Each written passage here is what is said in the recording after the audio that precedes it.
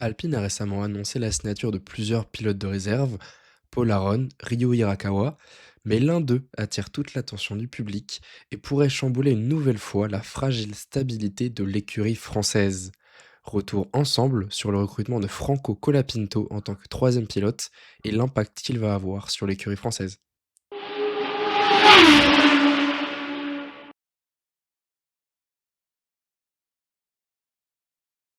Le moins que l'on puisse dire, c'est que 2024 a été une saison mouvementée pour Alpine, et pas souvent dans le bon sens.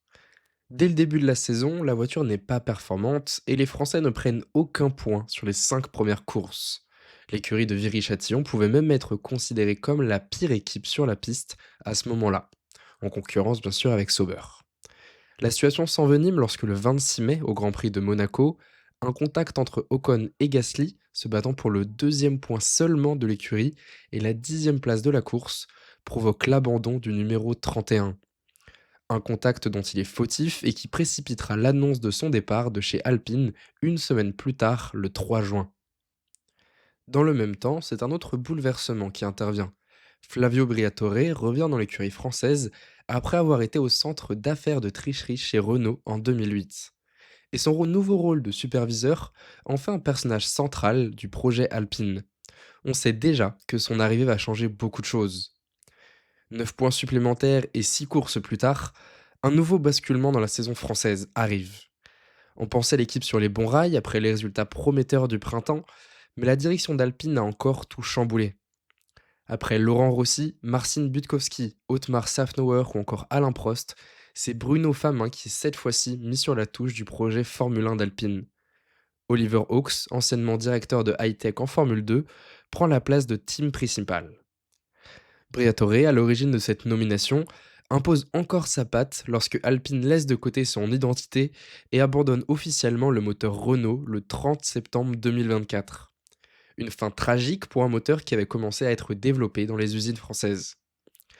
La saison sportive retourne vite dans le creux de la vague, avec seulement 2 entrées dans les points sur 6 grands prix après la pause estivale. Et c'est alors qu'intervient le Grand Prix fou du Brésil et le double podium d'Alpine. Ce double podium lui permet d'entrevoir des espoirs de 6e place, elle qui était enfouie en 9e jusqu'alors et n'en avait aucun. Mais la joie ne fut que de courte durée, et parce que finir la saison sur une belle note avec des résultats sportifs retrouvés et une 5e place de Gasly au Qatar n'était pas dans les plans de la direction de l'écurie, elle a décidé de remplacer Esteban Ocon par Jack Doohan avant même la fin de la saison. Une fin anonyme pour un pilote qui a compté pour l'écurie, apportant 4 podiums, dont la seule victoire d'Alpine à ce jour. Une sorte de doigt d'honneur à l'histoire de la nouvelle marque française qui ne manque pas de faire réagir. Si l'on laisse l'émotion de côté, son remplacement par l'Australien, déjà annoncé dans son baquet pour 2025, paraît une bonne idée. Jeune pilote de la filière de développement, son recrutement clôture en quelque sorte l'épisode douloureux du départ de Piastri chez McLaren.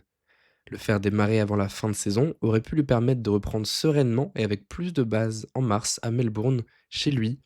Alpine a réussi à faire parler d'elle cet hiver en recrutant le nouvel Argentin coqueluche du marché, Franco Colapinto.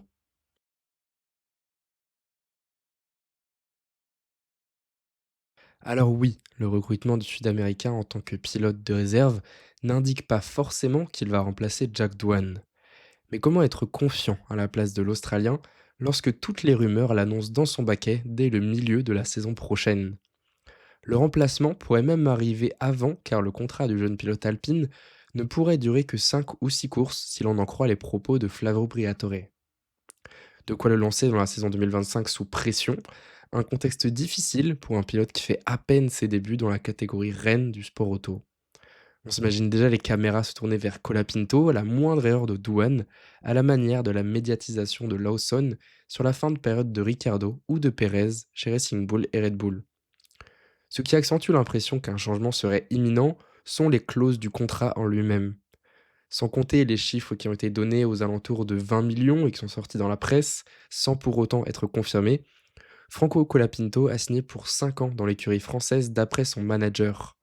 Un contrat étonnamment long et un montant conséquent qui laisse imaginer les intentions de Flavio Briatore.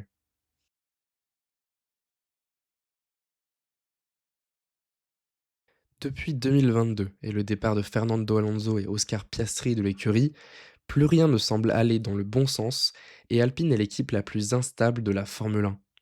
Les pilotes, la direction, le moteur, le feuilleton Alpine est d'un côté passionnant et d'un autre terrifiant pour les supporters. L'environnement de l'équipe semble changer tous les ans et la sérénité n'existe pas à Enstone, désormais seul lieu d'exploitation de l'équipe Formule 1. Mais en 2024, avec l'arrivée de Briatore et les choix forts qui en sont suivis, jusqu'à l'arrivée probable de Franco Colapinto dans le baquet des Roses et Bleus, il faut se poser la question, ne serait-ce pas le début d'une situation ambitieuse et organisée? L'Italien, lui, annonce viser le titre en 2027. Si ces paroles peuvent faire rire un peu, voire rappeler celles de Laurent Rossi lorsqu'il était à la tête de l'équipe, ce qui est sûr, c'est qu'Alpine cherche des moyens de réussir. Ils sont contestables, certes, mais sans réel succès depuis son retour en 2016, d'aussi grandes modifications pourraient bien sonner le début d'une nouvelle ère dans l'écurie française. Merci d'avoir regardé cette vidéo. N'hésitez pas à me donner votre avis sur les récents choix d'Alpine et à lâcher un like si ça vous a plu. En tout cas, on se retrouve sous peu pour une prochaine vidéo. À bientôt.